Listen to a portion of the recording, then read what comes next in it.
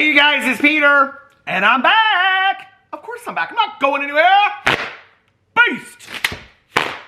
Peekaboo, I see you because I'm YouTube famous now. Available in 2022, the album. It's coming. Dad, AF, Rock on Gold Dust, Woman, Beast. How are you guys doing today? Well, listen, people, and don't call people. Let me put on a little lip gloss before I get into this video. You know, there's not a lot going on in the world of YouTube drama today. I mean, yesterday was well, it wasn't yesterday, it was the day before, was so exciting because Trisha Paytas said that I, as well as many other drama channels, were their biggest fan, and that they employed all of us. Followed by a series of drama channel videos called things like, Trisha Paytas shaded me, Trisha Paytas dragged me, Trisha Paytas claims that they employ us. So on and on and on. So that was real exciting. Now, Jeffree Star, we thought was on his way to getting a new boyfriend, but sadly, it doesn't seem like that's the case. I can't reach my Lonely Doll book right now, but it is right there. So apparently, Jeffree Star is still the Lonely Doll. Apparently, he did not bring home his new boyfriend that was picking at his toe jam from Mexico, Puerto Vallarta. So he's back on the ranch, yakety yak and don't talk back. And Shane Dawson hasn't put out a new horror movie or series yet. So there's not a lot of drama to talk about on YouTube today. So I wanted to go in and, well, I am going to talk about David Dobrik first. But I wanted to go in because I get so many requests since I started doing like the celebrity gossip. People are like, Peter, there's so much stuff going on with Khloe Kardashian and the Kardashians and Kanye West and Kim Kardashian and Pete Davidson and Kardashians. Basically, when you guys ask me to do celebrity commentary, what you're really asking me to do is do Kardashian commentary. I mean, I think we know that, right? So I thought I would sit down today and I would go through TMZ and I would give you guys the commentary, but I'm going to read it. Like, I'm going to go right through it and I'm going to read it. And I'm going to give you guys my first response to it. So as I read it, because the first day that I did it, I kind of just gave the stories. And then people were like, Peter, what we like about you is that you give us your commentary. You give us your opinion about it. So I'm just going to read straight through it. Some of these stories I do know about. I did go through and look at the titles. Some of these stories I have heard about because I am an avid listener of the Michelle Collins show every single morning. So, hey, Michelle, how are you doing? And she goes through and does something very similar to this where she reads through the celebrity stories. But I think the last story that I heard her talk about was Jason Derulo getting into this fight. So we're going to talk about that in just a second. But I did make my coffee for the day, so it's sitting right here. Now, are you ready? Let's talk about David Dobrik. Okay, so David Dobrik has come out and claimed that he hasn't made money from YouTube in 4 years. Now, I saw this article on Dexerto, but I actually saw it on several different websites as well. Let me read this to you. David Dobrik claims he hasn't made any money from his YouTube content in 4 years, but he isn't willing to lock it behind a paywall, such as like Patreon or memberships or something like that, because he believes it should be available for free. Dobrik is one of the most popular vloggers on YouTube. He has a whopping 18 million subscribers on his main channel, putting him in the top 200. But apparently, that doesn't mean he's making good money. During an episode of the Views podcast that aired on January 2nd, Dobrik revealed that he hasn't made $1 from his content on the platform in 3 to 4 years. But that doesn't mean that he wants to jump ship. I think money is important because money can make so many other people happy, said Dobrik. Then Jason Nash, the co-host of the Views podcast, disclosed that David makes $0 from YouTube. Dobrik admitted it's true. Yeah, that's effed up, he said. I was thinking about that the other day. For the people who don't know, I haven't made $1 off YouTube in like 3 to 4 years. He also revealed that he considered switching to a paid platform but decided against it. I had a meeting with a paid platform person. I was like, yeah, let's do it. But after the meeting, I went effing gray in the face. The reason is that he feels like it would be effed up to charge people for his content. If I make something great, I'm not going to want to put it behind a paywall. I'm going to want to put it out so everybody can access it. You know. Now, I just have to tell you, for all of you David Dobrik fans out there, I think David Dobrik is one of the most boring people on YouTube, period. And so when he talks about making something great, I mean, when you have a lot of money, it's real easy to like buy, you know, a friend of yours their dream Tesla or something like that. I don't know that I consider that great content. I really don't, okay? Back in the day when I used to watch the most popular girls in high school and it was the Barbie dolls and they did all of this, like, you know, stop motion animation and things like that. Now that was great content, okay? That was great videography and making. When David Dobrik is holding a camera in his face like this and filming his friends doing things that he is later held accountable for and doesn't feel like he needs to take any responsibility for, I don't consider that great content. I'm just saying. But anyway, he doesn't want to put that great content behind a paywall. In December 2021, Dobrik admitted that he's considering pulling the plug on his YouTube vlogs, but for different reasons. I think I did what I wanted to do with the vlogs, he said. I just want to try something new. I'm like 25. When the F am I going to stop vlogging? When does the next thing happen? Well, I've had a vlog. I'm going on my 6th year and I'm 49 years old. And I don't plan to stop vlogging because I got the vlogerinos and I love the vlogerinos. He's still at it for the time being, but if he does decide to call it quits, it seems like it won't hurt his revenue too much based on his latest claims. But here's the thing. I went in and actually looked at quite a few of David Dobrik's videos, and they're not sponsored. But I do think, has he had sponsored videos in the past? So then I was like, well, he isn't just doing this for free, so how is he making money off, you know, of YouTube? It's always interesting to me when people say that they don't make any money at all. Now, I have seen ads on David Dobrik's YouTube, so how is he not making any money off of AdSense whatsoever? I mean, that would imply that either YouTube is taking away his monetization, that he is not a partner on YouTube, or whatnot. And I have no idea why that would be the case. Let me get in here really quickly. I want to look up his Social Blade and see. He has ads on his videos, doesn't he? I mean, I know they had him taken away for a while, but he has them on his channel. I know, I've seen them on there before. Okay, so David Dobrik.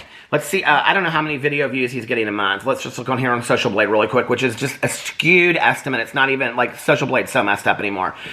It says on here that he is currently making approximately a month off of AdSense. 500, hold on a second. Estimated earnings a month, $137,000 to $2.2 million, which means on AdSense it would probably be $4 to $5 million. But let's look on here really quickly and hold on a second and see David Dobrik's YouTube channel. Now, I do know that the videos that I looked at, he did not have sponsorships on the most. I mean, I went probably 6 to 8 videos back and didn't see any sponsorships. So David Dobrik, let's pull up his most recent video, girl invites me on her jet. Okay, that was real nice. So there he is. He's holding his phone in bed. Not super exciting. I mean, like, we don't talk about great content. Okay. And the Discovery Show, that's how he's making a lot of money on that. And let's see, podcast. He has ads on his podcast? Do we know? There's another way he could probably make money. Hold on a second. Shout out all these people. Does he have merch? I don't even know if he has merch on here. Okay, I don't see any of it. So, maybe he's not. I don't see any ads on this video, actually. So, 2 weeks ago, no, that video doesn't have ads on it as well. Maybe he isn't really making money on here. He does have a link to this Discovery Plus thing. Guys, I am not seeing any ads on these videos. He really must not be making any money on there. Did they demonetize him? Now, I knew with everything that came out, but that wasn't 4 years ago. I knew that they had demonetized him. Did he just never get his monetization back? Well, I mean, that is interesting to me that he is putting out all this free content. But the free content feeds the other things, like the podcast, and I don't know if there's ads on the podcast or whatever. So, I don't know. Apparently, David Dobrik's had it. He's ready to move on. I will say this. If at some point, how long has David Dobrik been on YouTube? If at some point he was making that a month, I mean, he was probably making some ridiculous amount of money a month. Let's see. What is his oldest video that he has posted on here? From 6 years ago. Cool intro by David Dobrik. Hold on a second. Yeah, this is, oh wow, he looks young there. Okay, so this goes way back 6 years ago. So let's just say if he hasn't made video or ads for the last 3 to 4 years, that means for 3 years that he was making ads on videos. Oh, look, there's Hannah's new boyfriend. Oh, that's so nice that he did a video with Gabby Hanna. And then, is this another Gabby Hanna video? Viners love making out. It's a video of Gabby Hanna. Oh, and here's another video flashing the camera with Gabby Hanna. What is she doing there? Oh, Lord. Okay. Goodbyes are tough. This is Gabby Hanna. Here's another. It's Gabby Hanna. Oh, my God. Okay. So, oh, here's more Gabby Hanna. Oh my God, I love her. What was she thinking? David Dobrik. Oh God.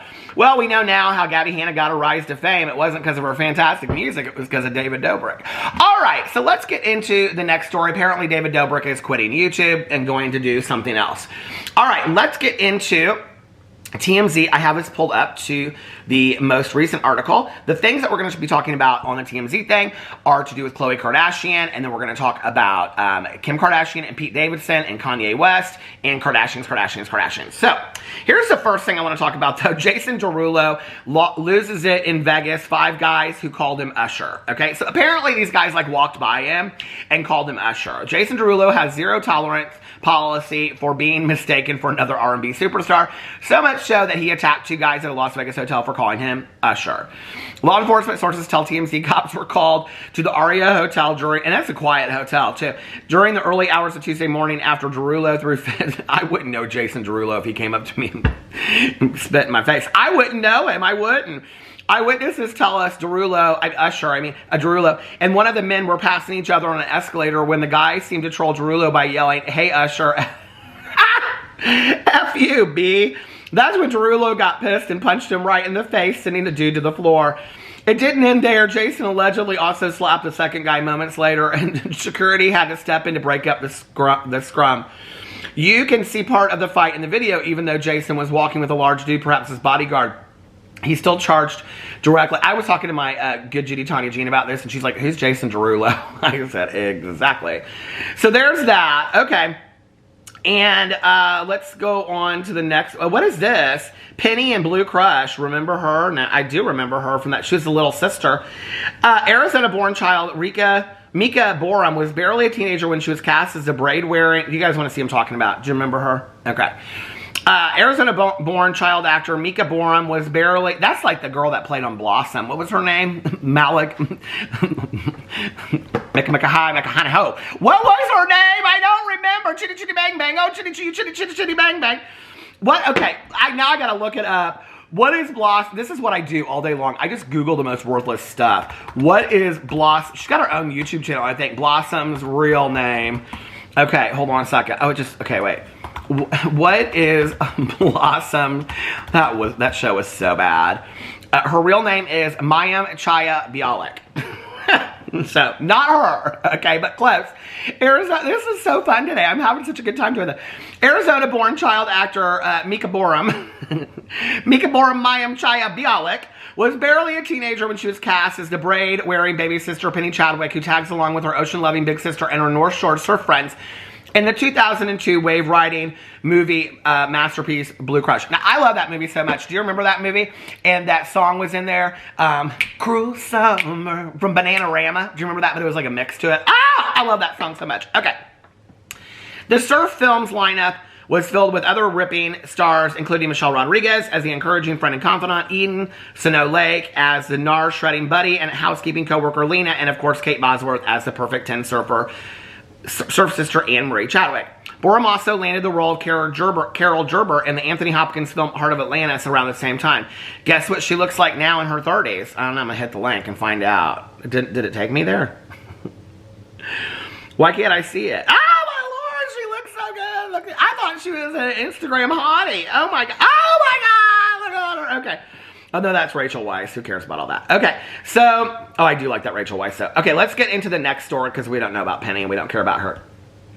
Emma Roberts sells Hillside, and her husband sell Hillside... Well, I don't know if it's her husband or not, but Emma Roberts and Garrett Hudlin sell Hillside home for $2 million, consolidating the fam. Okay.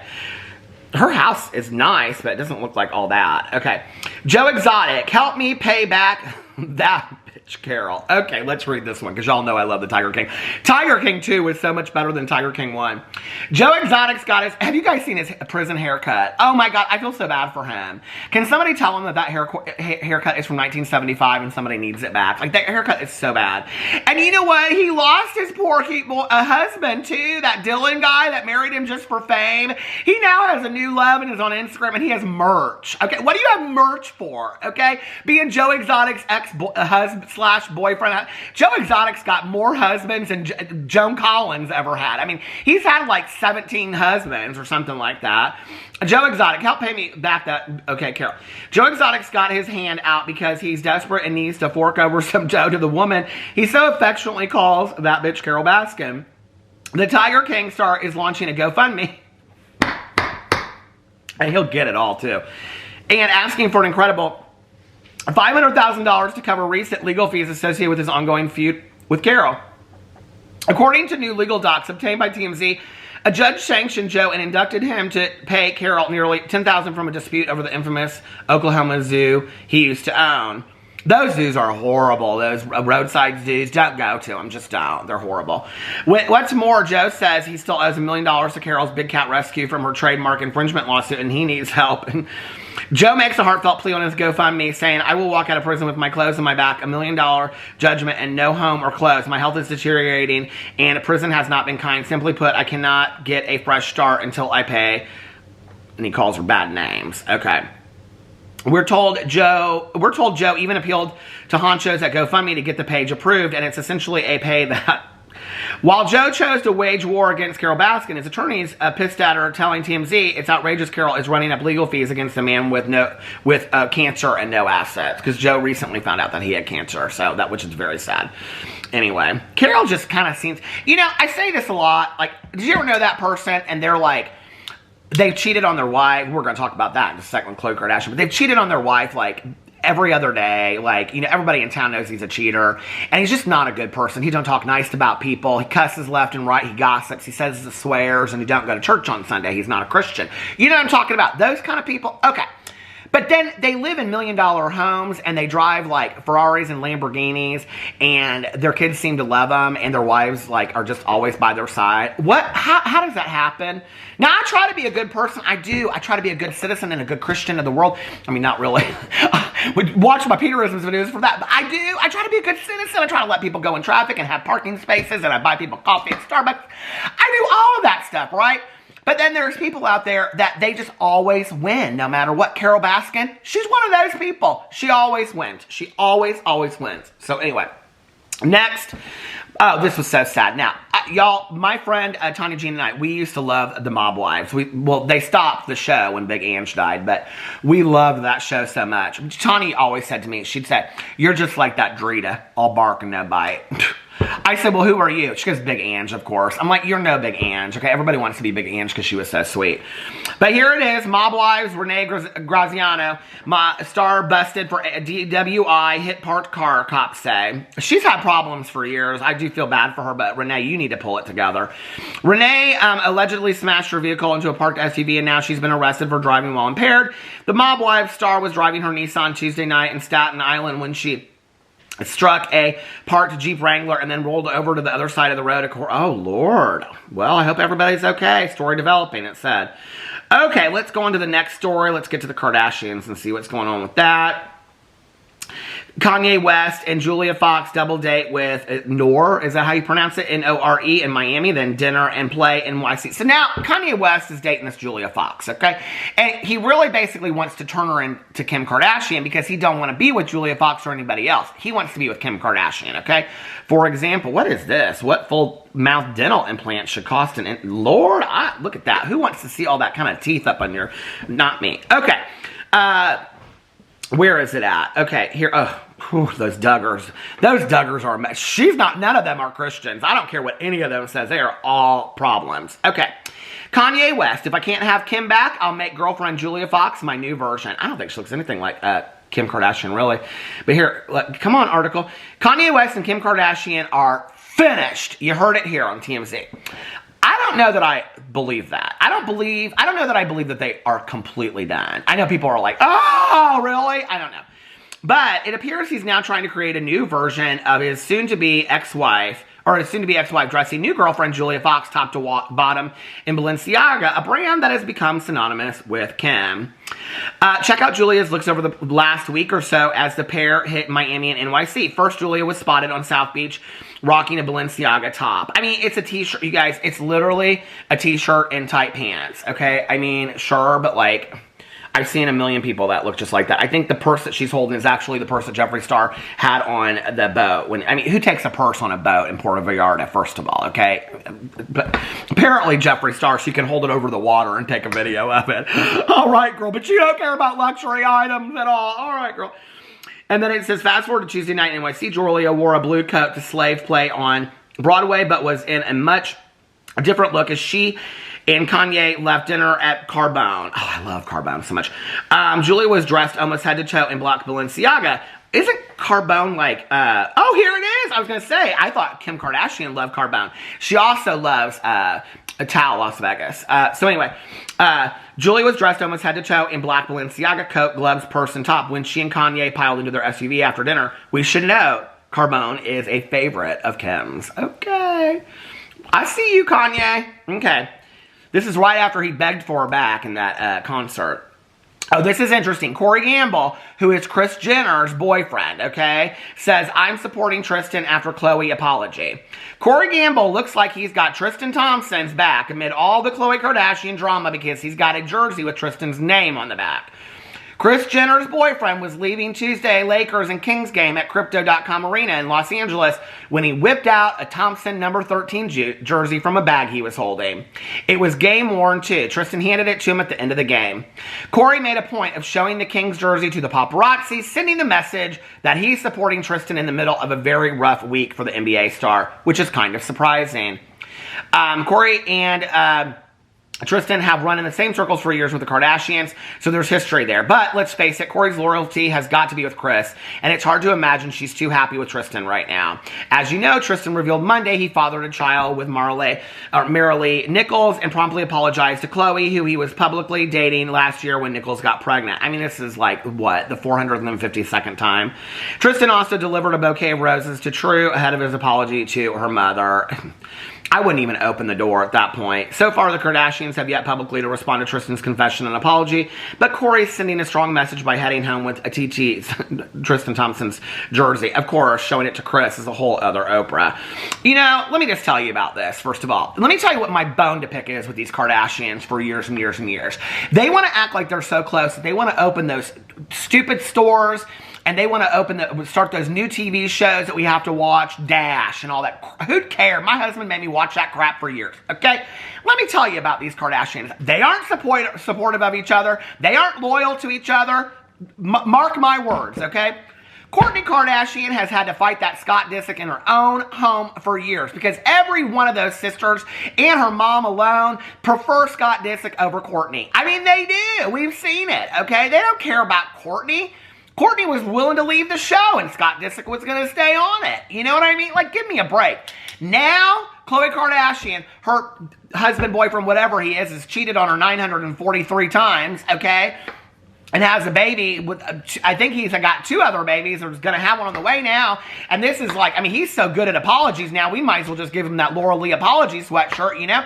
And here he is making another apology and a confession. Hey, I'm real sorry, you know, like, I don't really know how my dick got in there, but, God, I'm so sorry, Khloe. I mean, like, you know how your dick got in there. Come on, let's just be for real. And then Kris Jenner is going to sit there and act like her boyfriend's cool for wearing this thing. No, you wouldn't make it in my house. I'd be like, you are not coming in my house with that jersey. Go out there. I don't care who you are friends with. No. I don't understand it. Listen to me getting heated about these Kardashians. Who care? A bunch of idiots anyway. Okay, let's see the next story. Oh, that just heats me up so much. Okay. Let's see. Oh, Billie Eilish headlining Coachella. Travis Scott almost certainly out. Billie Eilish will make a headliner spot at this year's Coachella, making her the second out of 3 names, and a big question mark for Travis Scott's status with the festival. So they're going to have 3 people headlining Coachella. A source with knowledge tells us Eilish has signed, I love her so much. I am like, oh God, I love Billie Eilish so much. Has signed as one of the event's big names for 2022. 2020's edition had Frank Ocean, Rage Against the Machine, and Travis Scott as the 3 headliners before it was canceled because of COVID. Frank is now committed to 2023's festival, and Rage Against the Machine is reportedly not headlining 2022's edition, which left 2 empty spots with Travis. The first was filled, oh Oh my God, my Swedish House Mafia, don't worry child, who announced their return to music a couple months ago, and now the second will be Billy. Well, that's BS, because I saw 3 years ago at Ultra Music Festival in Miami, Swedish House Mafia make their return. That was their return. You can look it up on YouTube, not at Coachella. Coachella wants to act like they're all fancy. They ain't all that. Okay, of course, but I would go. I totally would go. Of course, it almost seems impossible that Travis will take the Coachella stage in this April, but no official announcement has been made either way. Okay, so that's that, but wait a second, it gets even better. Are you ready? More about that girlfriend of Kanye's West. Who'd care about her? She ain't gonna be there that long. Kim and Pete are in the Bahamas. Congratulations to them. I didn't think this relationship with Kim Kardashian and you know what it kind of reminds me of a little bit? Do you remember that movie, Can't Buy Me Love? Do you remember that movie back in the day? When that guy, like, she makes him popular and all that kind of stuff. Do you remember that? Oh my God, I love that movie so much. Anyway, Patrick Dempsey was in it. This Pete Davidson, Kim Kardashian thing kind of reminds me of like a remake of Can't Buy Me Love, okay? And Kim Kardashian's trying to make Pete Davidson cool. But here's the thing, okay? Here's the secret mission of it all if you're a secret spy. The secret mission is Pete Davidson is already cool. And I think he's hot as shit. Oh my Lord! Oh my God, 25 cents for the customer. I think he's hot as sin already, okay? Kim Kardashian, she's looked the same for the last 15 years. Who'd care? I don't care. Kim Kardashian's boring. Her whole family's boring, okay? Their show's not even on TV anymore. What are you doing, okay? So she's trying, you know, she's trying to get cool again, okay? So she's... Anyway, so they're heading to the Bahamas. Then if you go up here, Harry Styles fans sues concert. Oh God, I saw that. That's so sad. That's like the Astro World thing. Okay, and then here it is. Hold on a second. Kanye West headlining Coachella claims report. Kanye West is filling the third and final headliner spot at this year's Coachella, which almost certainly means Travis Scott is getting left out of the festival, at least according to a new report. Variety says they have sources who claim Kanye has signed on as one of the famous event's big names for 2022, joining the other two headliners in Billie Eilish and Swedish House Mafia. Coachella is coming back after 2 years off due to the pandemic, and the 2020 edition, okay, that would be a really good headline. That is a really good headlining act, okay? Billie Eilish, Kanye West, and Swedish House Mafia. Woo! I might have to even deal with a few of those Kardashians for that. Anyway, let me know what you think about all that in the comment section below. I love you guys. Thanks for watching. This was so much fun today, and I will see you tomorrow. Bye.